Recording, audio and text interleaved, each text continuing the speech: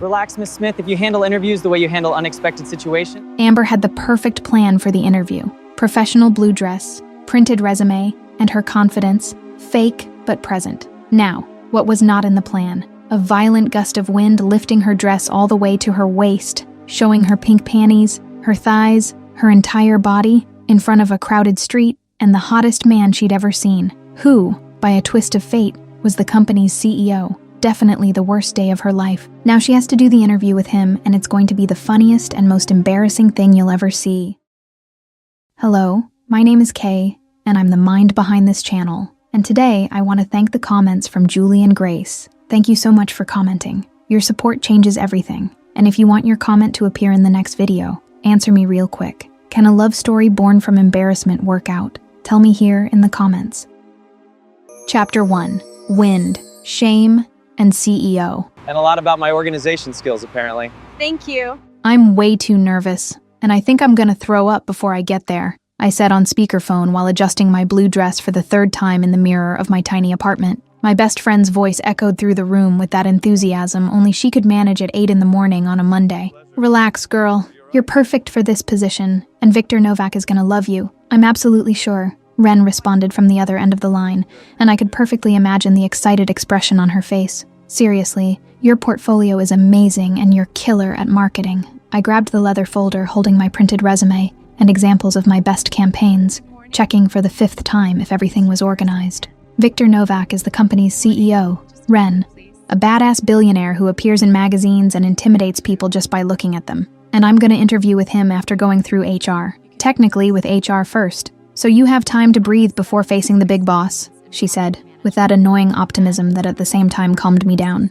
But yeah, eventually you'll have to talk to him in person, and you'll kill it too because you're incredible. I took a deep breath and grabbed my purse, throwing it over my shoulder with a movement that tried to seem confident, but probably just looked anxious. I hope you're right, because I really need this job, like desperately need it.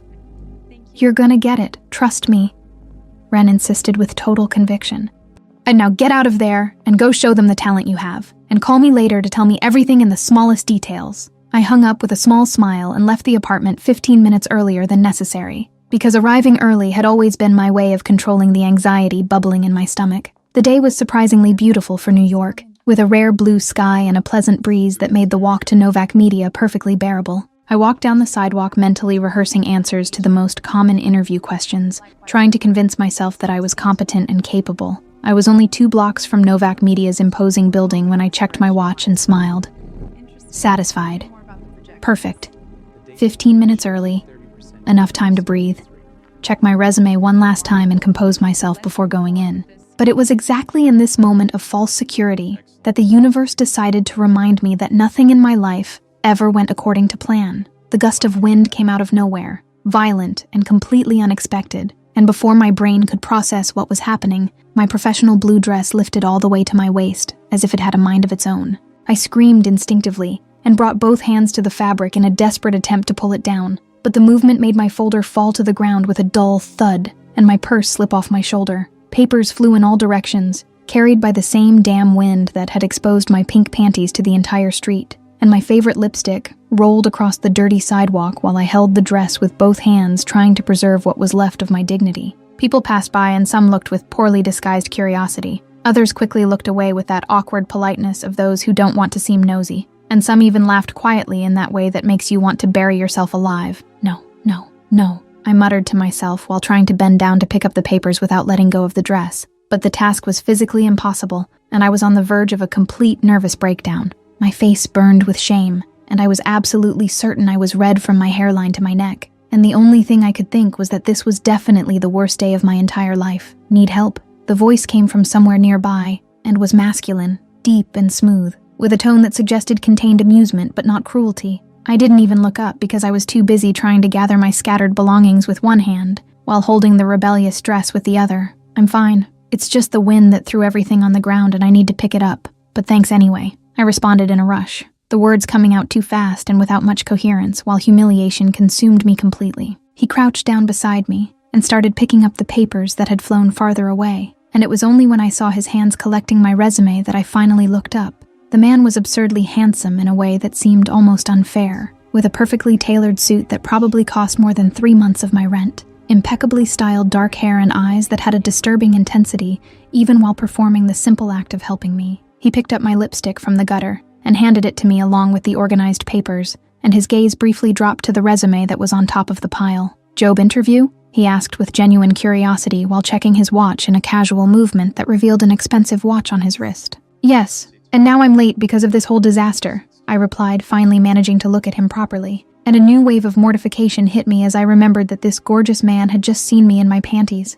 "Which company?" he asked, while helping me put everything back in the folder and holding my purse so I could organize better. "Novak Media. It's 2 blocks from here, and I should be walking in right now, but instead, I'm here on the sidewalk floor gathering my dignity along with my documents." The answer came out more bitter than I intended, but he just gave a low laugh that somehow didn't seem mean. He checked his watch again, and his smile widened slightly, as if he knew something I didn't know. "You still have 12 minutes, so you have time to get there calmly if you leave now. Novak Media is a good company. You'll like working there if you get the position." I finally managed to stand up with all my belongings in my arms, and my posture was probably the least elegant possible, but at least the dress was back in the right place, and I was no longer exposed to the world. "You know the company?" I asked, trying to seem minimally composed despite the chaos that had been the last 5 minutes. "Vaguely," he replied with that small smile that revealed absolutely nothing, and then handed me the purse he'd been holding. "Oh, and just so you know, pink panties. Good taste, by the way." If I thought I was red before, now I was absolutely certain my face was the color of a ripe bell pepper and about to catch fire. "Oh my God, I'm so sorry. You shouldn't have seen that. It was the wind and it wasn't intentional at all. I swear I don't normally go around showing my underwear to random strangers on the street." He laughed again, and the sound was genuinely amused without being cruel, which somehow made everything even more embarrassing. "I know it wasn't on purpose. You can relax because the world won't end because of it. Good luck on your interview. You're gonna need it, because Viktor Novak is pretty demanding with the people he hires." The way he mentioned the CEO's name made my forehead furrow slightly, and even knowing that time was passing, I couldn't help but ask, "You know him personally, Viktor Novak?" "Vaguely," he repeated with the same enigmatic tone as before, and then took a step back as if releasing me to continue on my way. "Now go before you're actually late, and try to avoid any other treacherous winds on the way." I mumbled a hasty and somewhat incoherent thank you before walking as fast as I could in my medium-heeled shoes, and I could feel the weight of his gaze on my back as I walked away down the sidewalk. My heart was still racing from the shame and adrenaline, and all I could think was that I had just shown my panties to the most handsome man I'd ever seen in my life. I arrived at Novak Media's elegant reception with exactly 5 minutes to spare, breathless and probably looking much less professional than I'd like, but at least I'd managed to arrive on time. The receptionist greeted me with a polite smile and checked my name on the list before giving me instructions. "Amber Smith, for the marketing analyst interview?" she asked with cordial efficiency, and I just nodded while trying to catch my breath. "HR is waiting for you on the 3rd floor, room 302. The elevators are on the right." I thanked her and followed the instructions, using the minutes in the elevator to compose myself and check if I looked presentable. The dress was in place. My hair was still in the low bun. There were no visible dirt stains from the sidewalk. I took several deep breaths and tried to push the memory of the pink panties and the handsome man to the back of my mind because I needed to focus on what really mattered. The interview with the human resources manager went surprisingly well, considering the absolute disaster my morning had been up to that point. She reviewed my portfolio with genuine attention and asked intelligent questions about my previous campaigns, especially about the one I'd developed for Brand X that had impressive conversion numbers. I managed to answer everything with a confidence I definitely wasn't feeling inside, but my work had always been my greatest strength, and that gave me security. "Your portfolio is really impressive, Amber. Very creative and organized. Exactly the profile we're looking for to join our digital marketing team," she said, after reviewing each project thoroughly, and her smile seemed genuine and not just protocol. "The last stage of our selection process is a quick interview with the CEO, Viktor Novak. He likes to personally meet all the professionals who are going to work on the creative team, and he's available right now.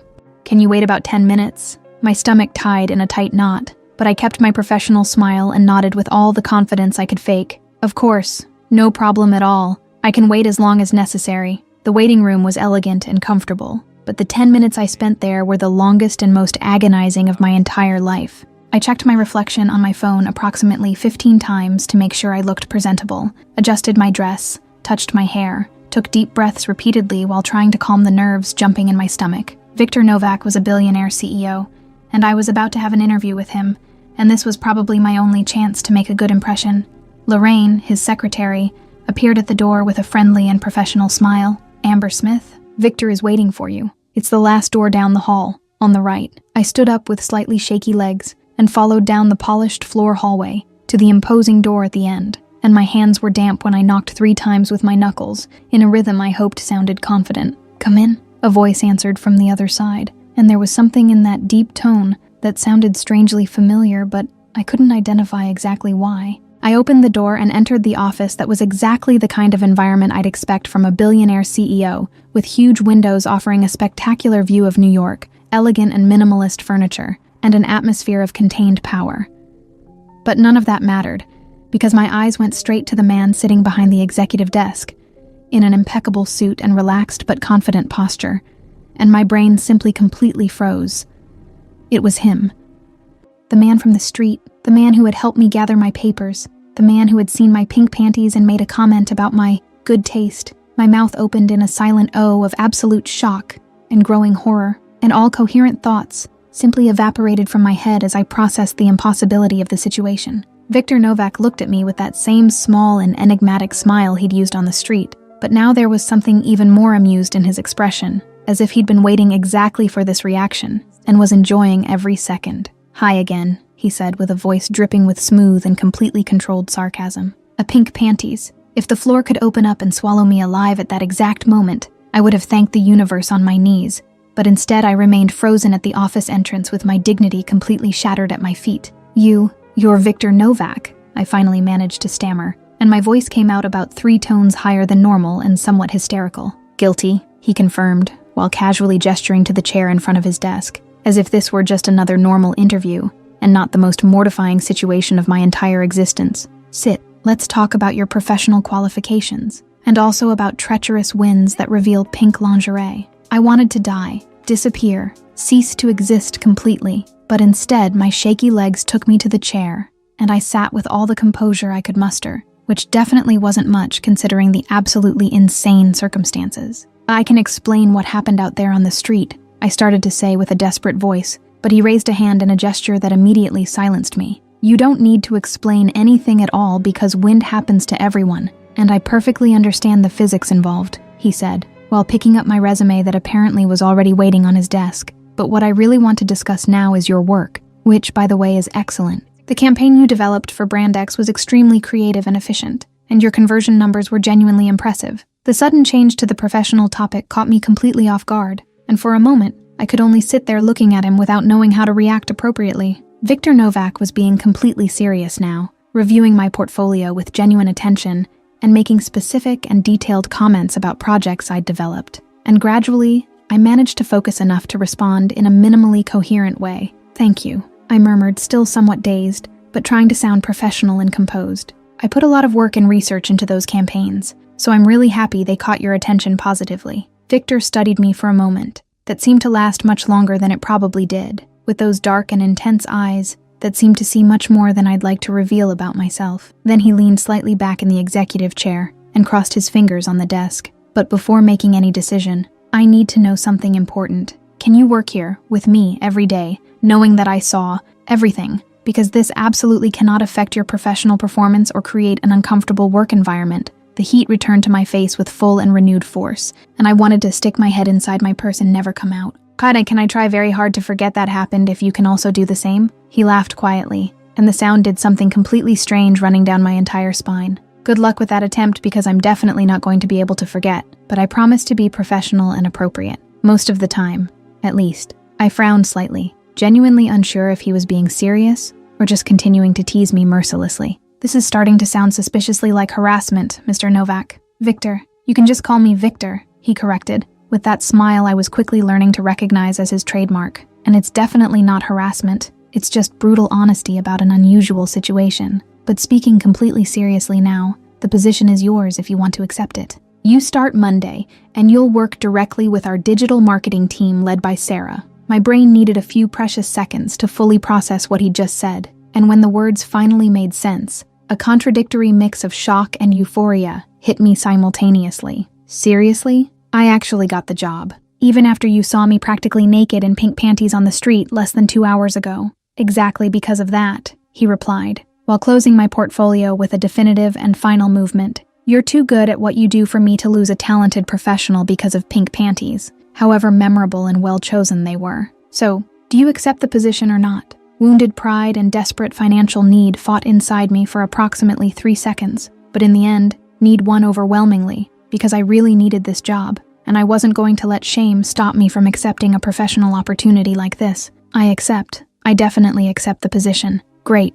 Excellent decision. Lorraine will give you all the details about contract, benefits, and the onboarding process. He stood up from the executive chair, and I instinctively did the same. And for a moment we stood there on opposite sides of the desk studying each other. Oh, Amber, just one more thing before you go. Yes? I replied while already turning to the door, but his voice made me pause and look back over my shoulder. Victor had that dangerous smile again, the one that seemed to promise all the future complications I definitely wasn't prepared for. Welcome to Novak Media. I'm absolutely certain this is going to be very, very interesting for both of us. I left the office completely red, confused, mortified, and strangely employed, and while Lorraine patiently explained the next steps to me and handed me documents to sign, all I could think was that I had just accepted to work for the man who had seen my pink panties on the sidewalk, the man who was now technically my boss, the man who had that devastating smile and that voice that did completely inappropriate things to my stomach. Ren was going to freak out when I told her this whole story.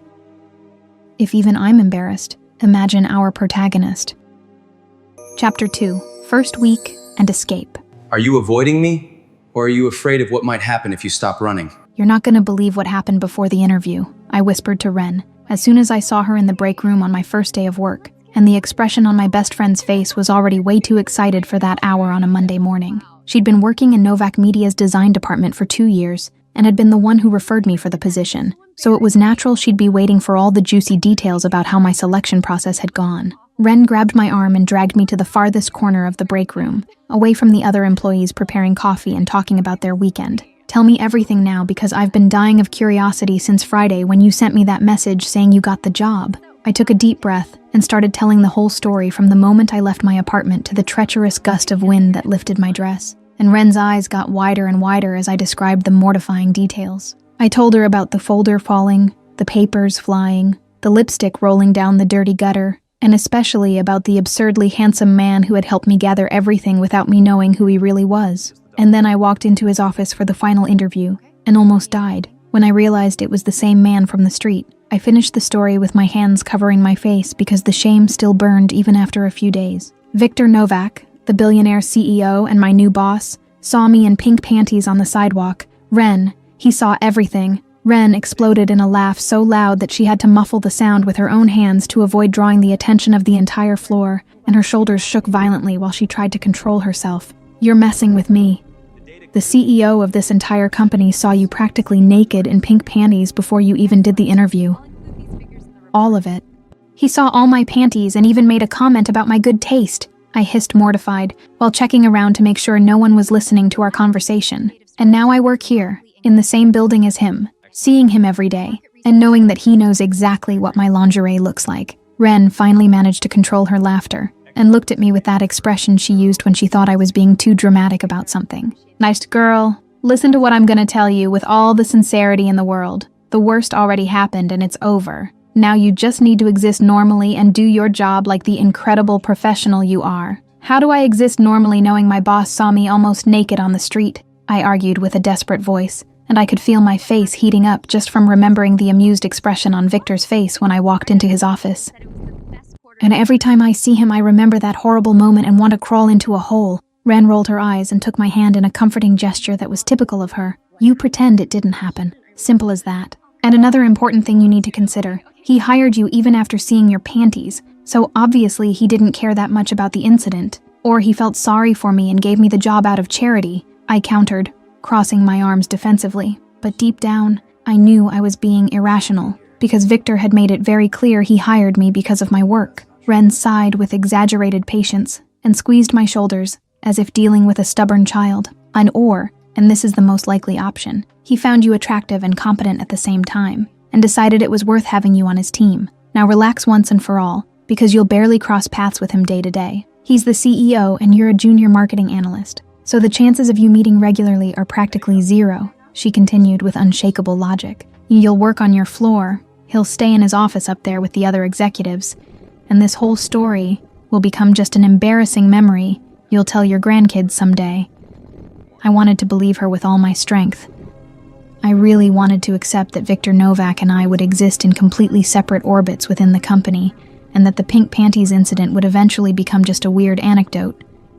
But the universe apparently had other plans, because Ren was completely wrong about how often I'd see my new boss. On the first day, he passed by my department during the afternoon and waved in my direction with that sarcastic smile I was already beginning to recognize as his trademark. I immediately turned the other way and pretended to be deeply focused on my computer screen, even though the only open document was a welcome email from HR that I'd already read 3 times. On the second day, there was a meeting in my department to discuss the new campaign the digital marketing department was developing, and to my absolute horror, Victor was present sitting at the head of the table. He actively participated in the discussion, asking intelligent questions and giving suggestions that showed he really understood the business, and I spent the entire meeting trying to make myself invisible in my chair. Amber, what do you think about this approach? Victor's voice cut through my invisibility attempts, and all eyes in the room turned to me. He was looking at me with that disturbing intensity that made my stomach do strange flips, and for one horrible moment my mind went completely blank.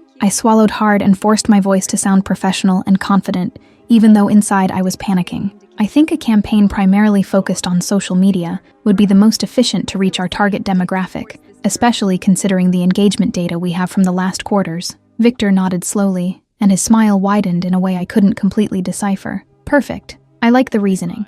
I want you to develop a complete proposal with this strategy and present it to me personally next week. In my office, my heart gave a strange jump in my chest, and I just nodded in agreement, because what else could I do besides accept the task my boss was giving me? The rest of the meeting passed in a confused blur, and when it finally ended, Ren caught me in the hallway with an expression that mixed amusement and genuine concern. He's definitely got his eye on you, she murmured as we walked back to our desks, and I shook my head vehemently, denying the insinuation. Don't make things up. He just wants to see my work because I'm new and needs to evaluate if he made the right choice hiring me. On the third day, I was walking quickly down the hallway with a stack of documents in my arms and my head down, focused on my own thoughts, when the elevator doors opened right in front of me. Victor stepped out of the elevator, and we were literally face to face. So close, I could smell the subtle and expensive scent of his cologne, and my body instantly froze as if I'd been turned into a pillar of salt. Amber. He said my name with that amused tone that was already getting way too familiar. Running from something or just walking at Olympic speed for no apparent reason? No, I'm not running from anything. I was just going to a quick meeting with the team. I lied, shamelessly, and my voice came out too high-pitched to be convincing. There wasn't even any meeting scheduled, but my brain went into panic mode and made up the first excuse that came to mind. Victor crossed his arms and leaned slightly against the hallway wall, subtly blocking my path without being too obvious about it. Meeting where exactly? Because I checked the shared calendar this morning and didn't see any meetings scheduled for your department at this time. It's a small internal meeting. Just the team. Nothing official that needed to go on the general calendar, I continued, digging my own hole deeper and deeper. And by the expression on Victor's face, he knew perfectly well I was lying, but was having too much fun to confront me directly. Of course, informal team meeting makes total sense, he agreed, with a tone that made it clear he didn't believe a single word. But can I ask you an honest question before you go to this very important meeting? I pressed the documents against my chest as if they were a protective shield and nodded stiffly. Go ahead. Are you deliberately avoiding me? He asked directly, without beating around the bush, and his dark eyes studied me with an intensity that made my skin tingle in a completely inappropriate way for a professional environment. No, why would I be avoiding you? I lied again, even knowing it was way too obvious, and Victor laughed quietly in a way that made something strange happen deep in my stomach. I don't know, maybe because I saw your pink panties on that memorable morning, he said with total sarcasm but no real malice, and I felt my face catch fire immediately. Because honestly, Amber, you turn red and run away every time you see me in the hallways, so either you're avoiding me or you have some serious medical problem you should get checked out. You promised to be professional, I finally managed to respond with indignation, even though my voice was shaky and probably undermining any authority I was trying to project. Victor leaned a little closer and his voice got lower, almost intimate, in a way that made my heart race dangerously. I am being professional. I'm just professionally reminding you that I've already seen too much for you to keep being so shy around me. Relax, Amber. I don't bite. Much. Before my brain could formulate any kind of coherent response, my flight instincts took total control, and I simply turned and walked quickly in the opposite direction, completely ignoring the low laugh I heard behind me. My heart was beating erratically, and my face was so hot I could probably fry an egg on it. And all I could think was that Victor Novak was absolutely impossible to deal with. He's clearly interested in you, and I'm not even talking professionally, Ren declared later when we met again in the break room. And this time she had that gleam in her eyes that meant she had elaborate theories. The man is seeking you out, teasing you, creating excuses to talk to you in the hallways. I rolled my eyes and grabbed my water bottle from the fridge with more force than necessary. Or he's just teasing me for pure sadistic fun because he thinks it's funny to see me embarrassed. Some men are like that. Ren, they like causing reactions in people, even if that's true, which I seriously doubt. You realize you two have insane chemistry, right? She insisted, crossing her arms and staring at me with that expression of someone who won't drop the subject.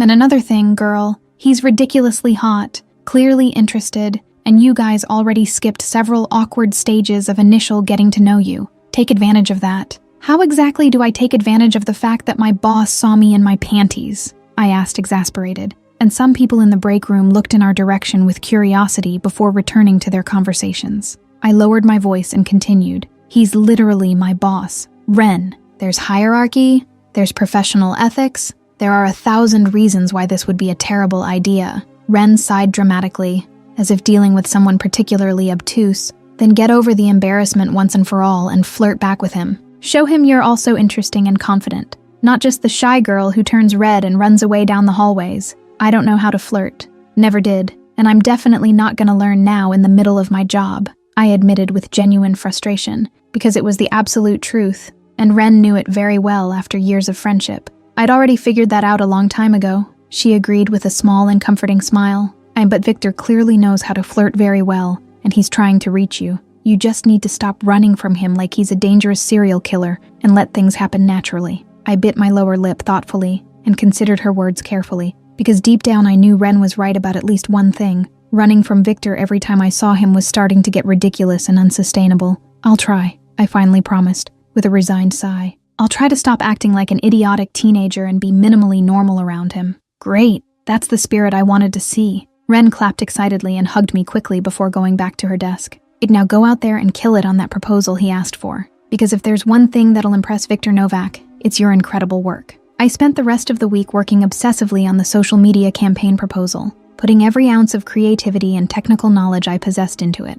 It was my chance to prove I deserved to be there on my own merit, and not for any other weird reason, and I was determined to deliver something so good that Victor would have no choice but to recognize my professional value. And if a small secret part of me also wanted to impress him in other ways, well, that was something I could keep locked away deep down and pretend didn't exist.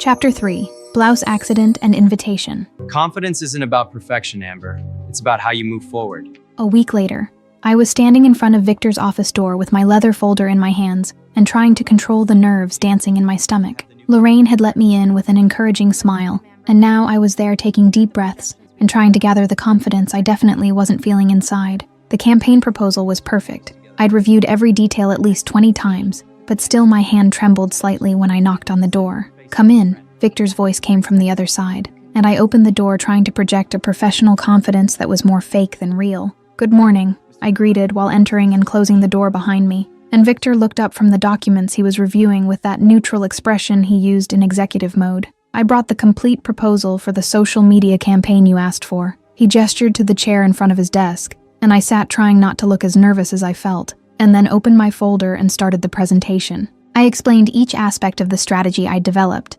showed the projected numbers based on data from similar previous campaigns, outlined the implementation timeline and key performance measurement points. As I spoke, I felt my confidence grow because this was my area, where I knew exactly what I was doing. Victor listened with total attention, making occasional notes and asking specific questions that showed he was really processing everything I was saying. When I finished the presentation, there was a moment of silence while he reviewed the printed materials I'd prepared, and my heart beat fast, waiting for the verdict. "This is excellent, Amber," he finally said, looking at me, and there was something in his voice that sounded different from the usual sarcastic tone. "You really have a talent for this. The strategy is well thought out and the numbers make sense. I'm genuinely impressed. The The surprise must have shown on my face because I wasn't expecting such a direct and genuine compliment, without any layer of teasing or sarcasm involved. "Thank you," I responded, feeling my face warm slightly, but this time it was from pride and not shame. I worked really hard on this proposal and wanted to make sure it was up to expectations. "It's way beyond expectations," Victor confirmed while closing the folder and leaning back in his chair. "Approve the proposal and start implementation immediately. I want you leading this project from start to finish." I nodded with barely contained enthusiasm, because this was exactly the kind of opportunity I needed to prove my worth at the company. "Got it. I'll start today coordinating with the team and establishing the initial timeline." Victor studied me for a moment, with those dark eyes that seemed to see more than I'd like to reveal. "You relaxed," he observed with a small smile appearing at the corner of his mouth. "You're finally not red and running from my presence. Notable progress." "I'm trying to be professional," I replied, raising my chin with renewed dignity. "Like you said you would be, most of the time at least." He laughed in that low way that made something strange happen at the base of my spine. "Good, but just for the record, you're still red, just a little less than before." I felt my face heat up more and had to resist the urge to bring my hands to my cheeks. "Are you always like this? Impossible to deal with?" "I know I am,"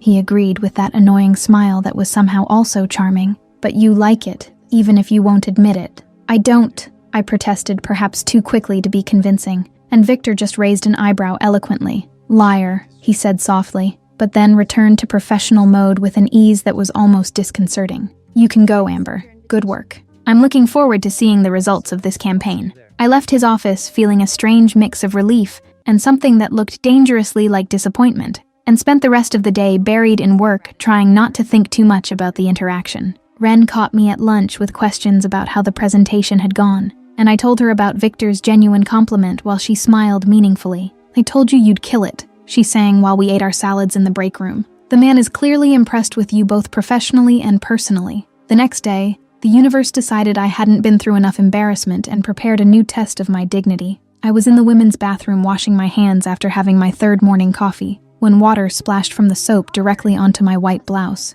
The splash wouldn't have been so problematic if the blouse wasn't made of that thin fabric that becomes transparent when wet. "Shit," I muttered, looking at the stain spreading across the fabric, and tried to dry it with paper towels, but that only made everything worse by spreading the water even more. I looked down, and my stomach sank when I realized my light pink bra was perfectly visible through the wet fabric. Of course it had to be pink again, because apparently the universe had a cruel sense of humor. I quickly went back to my desk and grabbed the black blazer I'd left hanging on my chair, putting it on immediately to cover the embarrassing transparency. Problem solved. Or at least that's what I thought until the office air conditioning started blowing at full force directly in my direction. The heat under the blazer became unbearable after half an hour, and eventually I gave in and took off the jacket because sweating at work seemed worse than risking someone noticing the slightly transparent blouse. I was so focused on the campaign budget spreadsheet that I didn't even notice when Victor passed by my department, and only became aware of his presence when I heard his steps stop near my desk. I looked up and met his gaze, and then saw when his eyes briefly dropped to my blouse,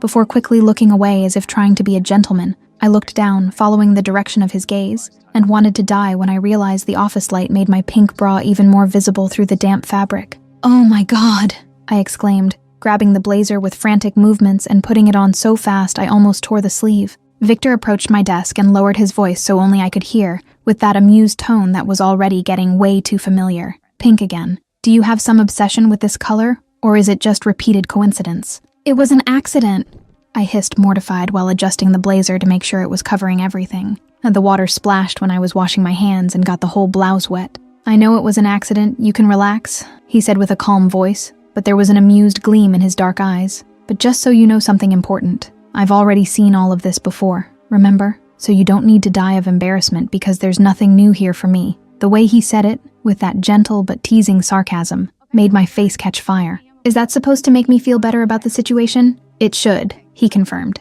and then crossed his arms, leaning slightly on the edge of my desk. "And it should also make you finally accept to have dinner with me, considering the barriers of, he saw me in my panties, and he saw my bra, were broken a long time ago." My brain needed a few seconds to process what he'd just said, and when the words finally made sense, my eyes widened in shock. "Are you asking me out? On a real date?" "Technically, yes. I'm inviting you to dinner," Victor said, with a casual voice as if discussing the weather. "You and me, at a restaurant, without talking about work, just conversation and good food. So, do you accept?" "You're my boss," I argued, in a low but urgent voice, looking around to make sure no one else was listening to this surreal conversation. Victor shrugged as if this were a minor and unimportant detail. So what? I'm not asking for anything improper or that violates any company policy. Just dinner between two adults who are interested in each other. Unless you have a boyfriend or fiancé I don't know about. No, I don't have anyone. I responded too fast and then bit my lip, realizing how that had sounded. But this isn't ethical, Victor. There's hierarchy and rules about relationships in the workplace. HR allows relationships as long as they're consensual, and there's no direct conflict of interest, he explained with patience, as if he'd already researched this subject before. And I'm not your direct boss, Amber. I'm everyone's boss at this company, but your immediate supervisor is Sarah. Technically, we're free to have dinner together without violating any policy. So, do you accept or not? I looked at him, feeling my heart beat fast, and my mind stuck between the professionalism that said to refuse and the undeniable attraction that wanted to say yes. Can I ask a question first before answering? You can ask as many questions as you want, Victor said, leaning slightly closer, and I could smell the subtle scent of his cologne. Why do you want to have dinner with me? I asked, looking directly into his eyes, searching for any sign of insincerity. Is it because of the pink panties? The bra? You just want to have fun with the clumsy girl who goes through embarrassing situations? Victor's expression changed, and the sarcasm disappeared, being replaced by something more serious and intense. No, Amber, I want to have dinner with you because you're intelligent and talented, because you're funny when you relax and stop being embarrassed around me, because you're beautiful and interesting, and I genuinely want to get to know you better outside this work environment. The pink panties and pink bra, they're just fun bonuses, but they're not the reason. I like you, and I want to spend time with you outside of here. My heart raced in a way that had very little to do with nervousness, and a lot to do with the way he was looking at me in that moment. Okay, I heard my own voice say before my brain could interfere. Dinner, but if it gets weird or uncomfortable, we stop and forget this happened. The smile that appeared on Victor's face was different from the others, more genuine and less sarcastic. Deal. Friday at 7. I'll pick you up at your apartment if you give me the address. And Amber. Yes? I asked, still processing the fact that I'd just accepted to go out with my boss. His smile regained that teasing touch that was already familiar. Bring dry clothes this time. It would be a shame to ruin another outfit with water. I grabbed a paper ball that was on my desk and threw it at him without thinking. You're unbearable. Victor laughed while dodging the paper with ease and then walked away from my desk. I know, but you like me anyway. See you Friday, Amber. He left the department, leaving me sitting there with my heart beating fast and a mix of panic and excitement running through my veins. I looked at the computer screen without really seeing anything, and then a small and involuntary smile appeared on my face. Shit, I muttered to myself while the smile widened. I really like him. Well, at least now she admits she's in love. That's a good first step.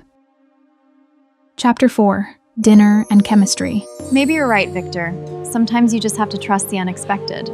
What dress are you gonna wear? Ren's voice echoed through my bedroom via speakerphone while I looked at the open closet with growing despair. I'd torn through half the wardrobe, and nothing seemed right for dinner with Victor Novak, because how the hell did someone dress to go out with the billionaire CEO who had already seen their panties and bra? I held up a basic navy blue dress and showed it to the phone camera that was propped on the dresser. This one seems safe and professional, don't you think? Nothing too revealing considering he's already seen a lot of me. That's exactly why you need to kill it, Ren practically screamed from the other side, and I could see the exasperated expression on her face through the small screen. Girl, he's already seen you in lingerie twice, so forget this idea of hiding behind modest clothes. Get the red dress, that one you never have the courage to wear. I looked toward the back of the closet, where the red dress was hanging still with the price tag I'd forgotten to remove when I bought it 6 months ago. It was a beautiful dress that had caught my attention at a sale, but it always seemed too bold for any occasion I could imagine.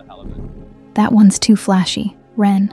I'm gonna look like I'm trying too hard. You are trying too hard, she countered with relentless logic. It's a date with a hot man you like, so you can try all you want. Now grab that red dress and put it on before I come over there personally and make you. I sighed defeated and grabbed the dress, finally removing the tag and holding it against my body while looking at myself in the mirror. The fabric was a deep red that contrasted beautifully with my skin tone, and the cut was elegant without being vulgar, falling to just above the knees with a neckline that suggested without showing too much. Okay, I finally gave in, feeling butterflies in my stomach. I'll wear the red one. 2 hours later, I was ready and checking my reflection in the mirror for the 10th time, and I had to admit Ren was right about the dress. My hair was loose in soft waves instead of the usual professional bun. My makeup was light, but enhanced my eyes, and the red dress made me feel confident in a way I didn't expect. When the doorbell rang at 7 on the dot, my heart jumped and my hands got slightly damp.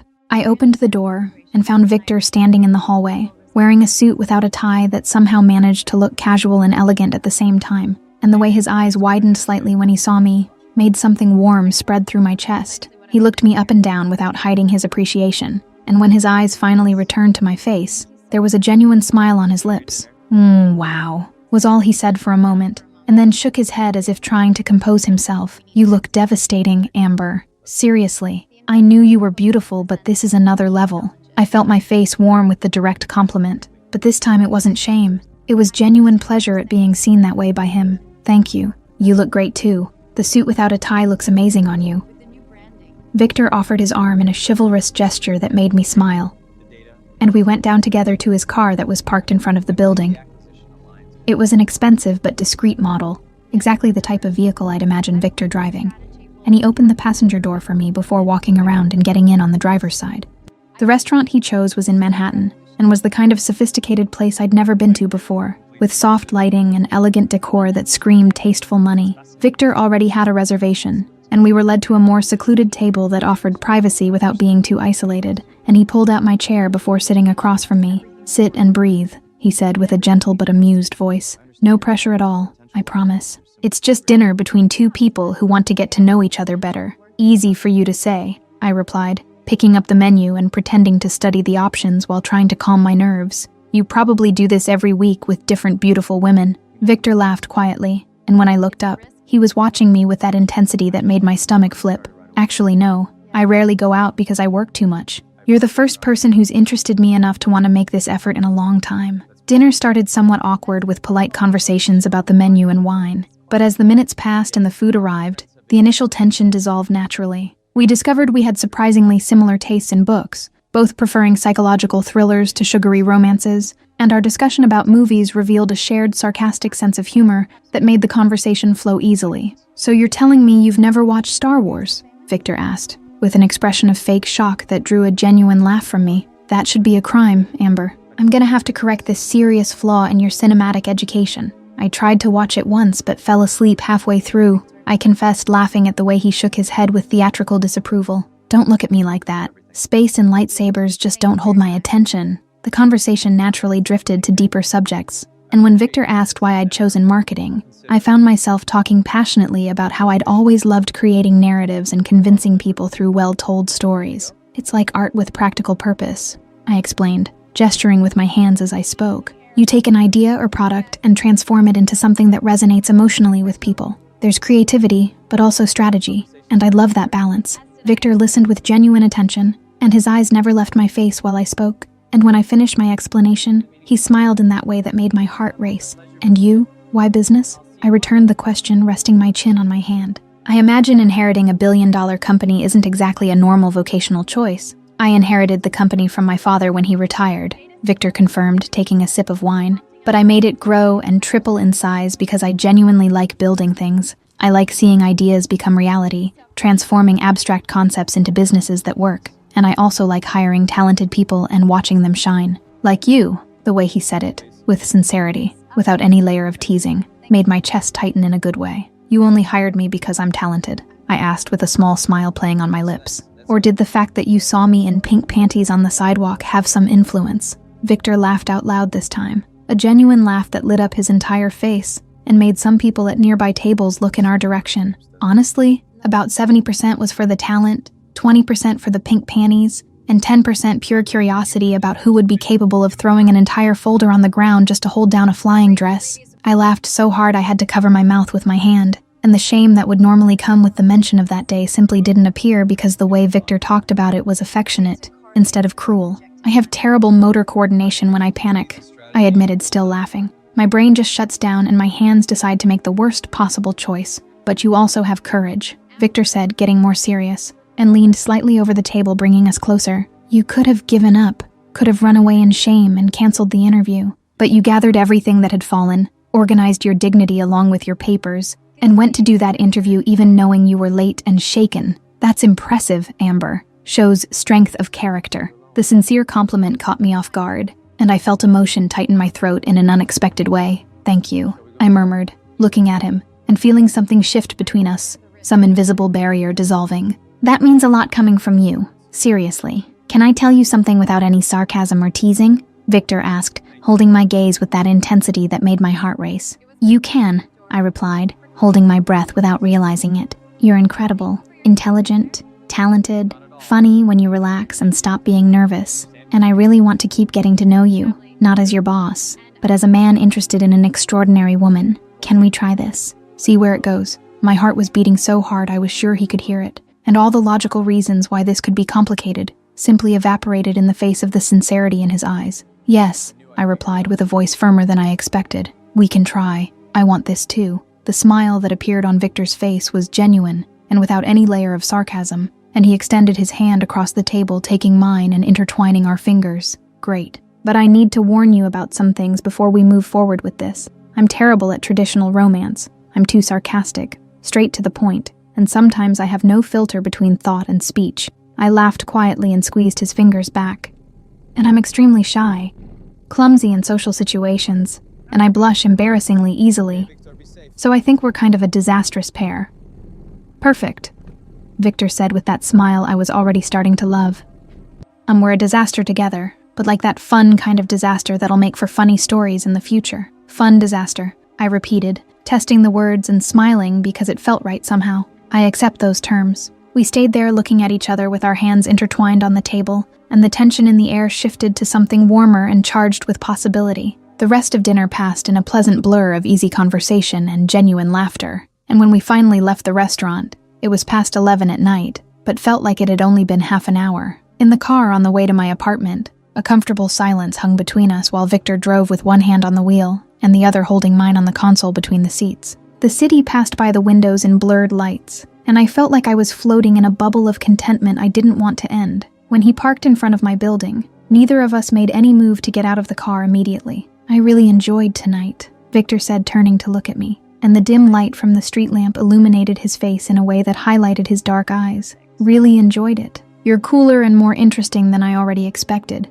and my expectations were already high. I enjoyed it too, I admitted, feeling my face warm, but this time it was pleasant. You're kinder and funnier than you let on at the office. Less sarcastic too, at least today. Don't get too used to it because the sarcasm comes back tomorrow, he joked, but his expression got more serious. Can I see you again? Outside of work? I mean, another dinner, or movies, or whatever you want to do? Yes, I'd really like that, I replied, with a smile so wide it hurt my cheeks. We can set something up for next week if you have free time in your busy CEO schedule. Victor leaned slightly in my direction, and his movement was slow enough to give me time to pull back if I wanted to, but I definitely didn't want to. Can I kiss you? He asked quietly with a husky voice, and his eyes searched my face asking for clear permission. My heart raced, and my breath caught in my throat, but I managed to nod and murmur, you can. That came out shaky. Victor closed the distance between us carefully, and when his lips touched mine it was soft and testing at first, as if giving me a chance to pull away. But I didn't want to pull away, so I leaned closer, and the kiss deepened, becoming more intense and urgent as the seconds passed. When we finally separated, we were both breathing fast and my mind was completely empty of any coherent thoughts. Wow, was all I could say, and my voice came out breathless and somewhat dazed. I completely agree, Victor said with an equally affected voice, and ran his thumb gently over my lips in an intimate gesture that made my stomach flip. Good night, Amber. Thank you for the best night I've had in years. Good night, Victor, I replied, opening the car door with legs that felt made of jelly. And thank you for dinner and the incredible company. I got out of the car, floating through the building hallway to my apartment, and when I finally closed the door behind me, I leaned against it with a silly smile on my face and my heart still beating erratically. I grabbed my phone and saw several messages from Ren asking how it had gone, but all I could type was, it was perfect. Perfection must be the only word going through Amber's mind right now. Chapter 5. Dating and Acceptance. That win changed everything, and I'm not letting you walk out of my life again. 6 months after that first night, I was at my desk reviewing the numbers from the latest campaign when I felt a familiar presence approaching. I looked up and found Victor standing next to my workstation with that small smile I now recognized as exclusively mine, different from the professional smile he used with all the other company employees. Pink panties today, he asked quietly, leaning slightly in my direction, voice low enough that only I could hear, but with that teasing tone that had never disappeared in the months we'd been together. I rolled my eyes, but couldn't contain the smile that appeared on my lips. because this specific tease had become an inside joke between us. "You're never gonna let this die, are you?" I responded, trying to sound exasperated but failing miserably when laughter escaped. "Never," Victor confirmed with absolute conviction, and his eyes sparkled with genuine amusement. "It's literally part of our origin story. How do you expect me to forget the moment that defined our entire relationship?" I looked around discreetly to make sure no one was paying attention to our conversation,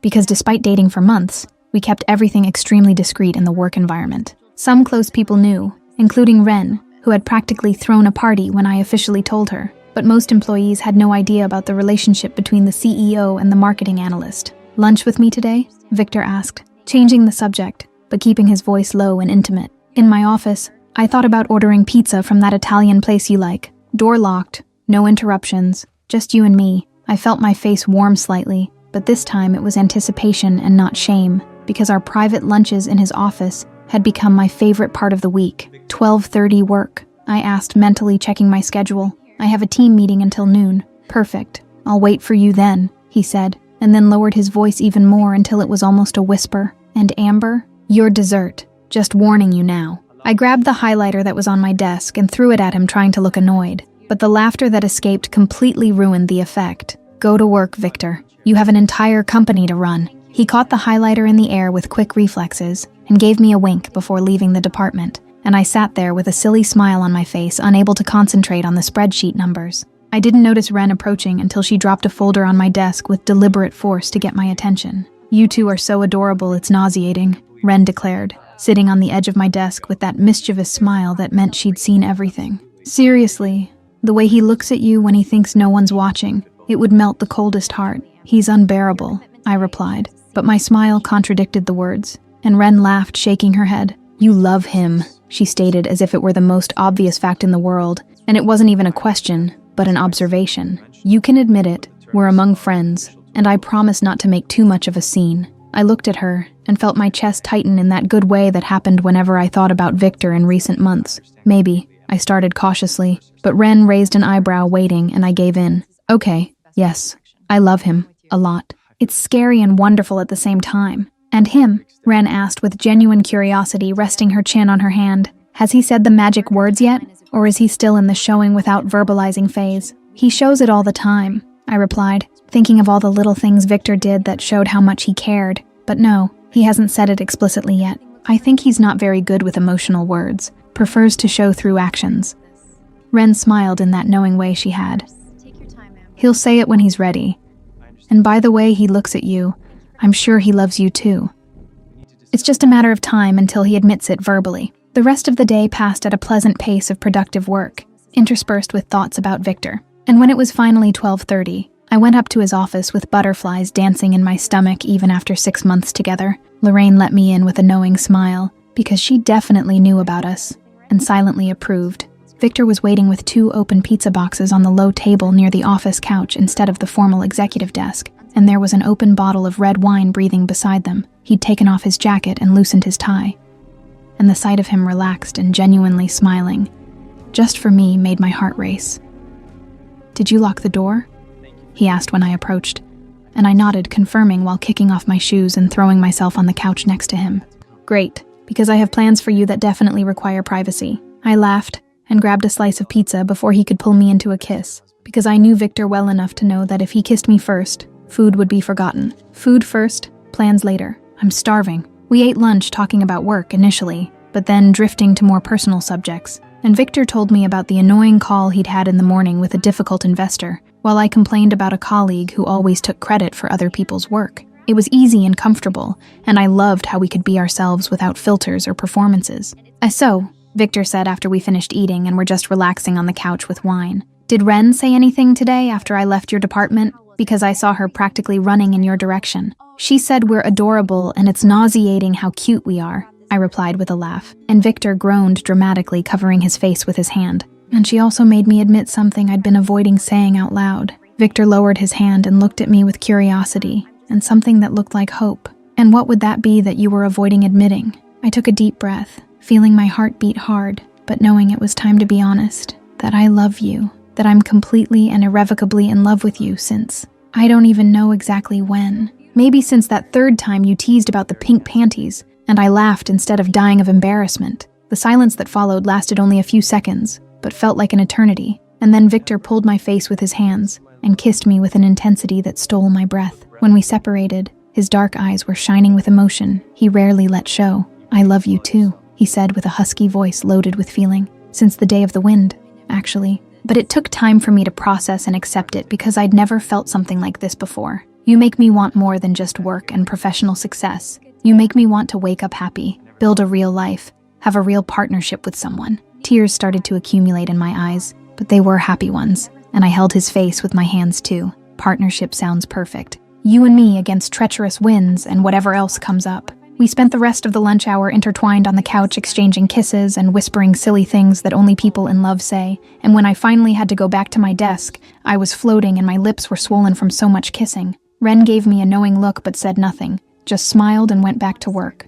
The following months passed in a happy blur of work routine, interspersed with romantic dinners, lazy weekends at his apartment, and the constant feeling of being exactly where I should be. Victor still teased me about pink panties regularly. I still turned red sometimes when he caught me off guard, and our dynamic of affectionate sarcasm had never diminished. On a Friday night, 6 months after our first I love you, I was lying on the huge couch in Victor's apartment, with my head on his lap, while he pretended to watch the movie I'd chosen, but was actually playing with my hair. The soft light in the room created a cozy atmosphere, and I felt more at peace than I had in years. "I have an important question," Victor said, breaking the comfortable silence, and his voice had that playful tone that meant he was going to tease me. "And do you still turn red when you remember the day of the wind?" I laughed, turning my head to look at him. "Sometimes yes, but much less than before." "Why this question?" Victor looked at me with an expression that mixed amusement and tenderness, and his fingers stopped playing with my hair to caress my face. "Because I think about that day every day,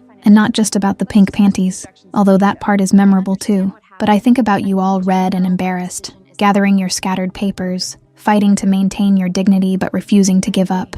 It was in that moment I knew." "Knew what?" I asked, holding my breath while his gaze deepened. "That you were special, that I was going to want to get to know you better, that I'd probably fall in love with you if I had the chance," he confessed with raw sincerity. "And that treacherous wind is officially my favorite ally in the entire universe." I laughed out loud and lightly hit his chest. "You're ridiculous. You're romanticizing the most humiliating moment of my entire life." "I am ridiculous, but you love me anyway." Victor countered with that smile that melted my heart every time. "Admit that you love this story now too, after everything." I sighed dramatically but was smiling. "Okay, maybe I love it a little bit. It's a story our friends will never forget, and that we'll definitely tell eventually when someone asks how we met." "Exactly," Victor agreed, and then got more serious, his eyes seeking mine with intensity. "But seriously now, without any teasing, I need you to know something important. That day changed my entire life in ways I didn't even imagine were possible. You made me want more, be better, build something real with someone. You're my partnership, my best friend, my love, forever, if you want." My heart swelled so much it hurt, and tears started running down my face before I could control them. "Forever," I repeated with a choked voice. "But if any wind lifts my dress again at some point in life, I'll hold it," Victor interrupted, pulling me into a deep kiss full of promises. "This time, and all the next times, I'll always be there to hold the dress, or hold you, or hold our life together. I promise." I laughed between the kiss, feeling happiness overflow from every pore. "You're impossible, but I love you so much, it's annoying." "Mutual feeling," he murmured against my lips before kissing me again. "Annoying and completely addictive. You're my person, Amber." We stayed there intertwined on the couch for hours, just existing together, and eventually, Victor pulled me to lie on top of him, while his fingers drew lazy patterns on my back. The TV continued playing the movie. Neither of us was really watching Guy, but it didn't matter because everything that mattered was there in that moment. "You know what's funny?" Victor murmured after a long silence, and I could feel the vibration of his voice in the chest under my ear. "If I'd known that a treacherous wind would bring the love of my life directly to me, I would have hired an industrial fan to stay in front of the building every day." I lifted my head so fast I almost hit his chin, and my horrified expression made Victor explode in laughter. "Victor, that's terrible. You can't say those things." "I can. It's true," he insisted, still laughing, while pulling me back down. "Best investment of my life would be in strategically positioned wind equipment. Wind and pink panties. The perfect combination." I grabbed the nearest pillow and hit him hard, but I was laughing so much it had no impact at all. "I'm gonna kill you. You're the most impossible person I've ever met." Victor caught my wrist before I could hit him again and pulled me into a kiss that stole all the air from my lungs. "You love me too much to kill me," he whispered against my lips with absolute confidence. I sighed, defeated but smiling, because he was right. "Unfortunately, it's true. I love you annoyingly and desperately." "Unfortunately," Victor repeated with fake indignation, and his eyes danced with joy. "And take that back immediately." "Fortunately," I corrected, resting my forehead against his. "Very, very fortunately. The most right thing that's ever happened in my life."